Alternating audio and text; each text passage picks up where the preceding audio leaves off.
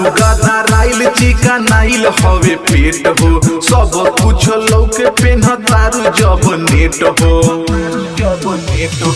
बारू गदा राइल चिका नाइल हवे पेट हो सब कुछ लौके तोहर पेनहला से नेट हो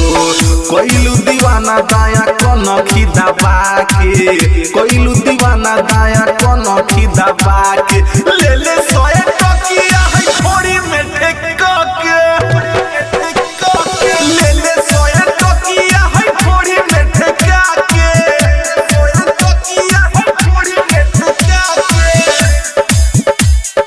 थोड़ी में ठेका के ले ले 100 टकिया है थोड़ी में ठेका के नेहा रिकॉर्डिंग स्टूडियो चकिया। सुरेश दीवाना दीना कहता मुकेश हो चढ़ल जवानी के खिया डबलेट हो सुरेश दीवाना आलोक कहता मुकेश हो चढ़ल जवानी के खिया डबलेट हो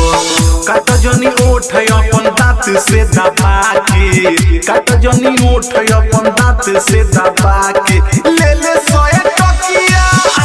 ले ले ले 100 टकिया है थोड़ी में ठेका के ले ले 100 टकिया है दांत में दबा के थोड़ी में ठेका के लहना उठा के बबी कमर हिला के खूब नाचा तारू हो घूमी घूमी साटप मजा और केस्टा के चाखा तारू हो साटप मजा और केस्टा के चाखा तारू हो लहना उठा के बबी कमर हिला के खूब नाचा तारू हो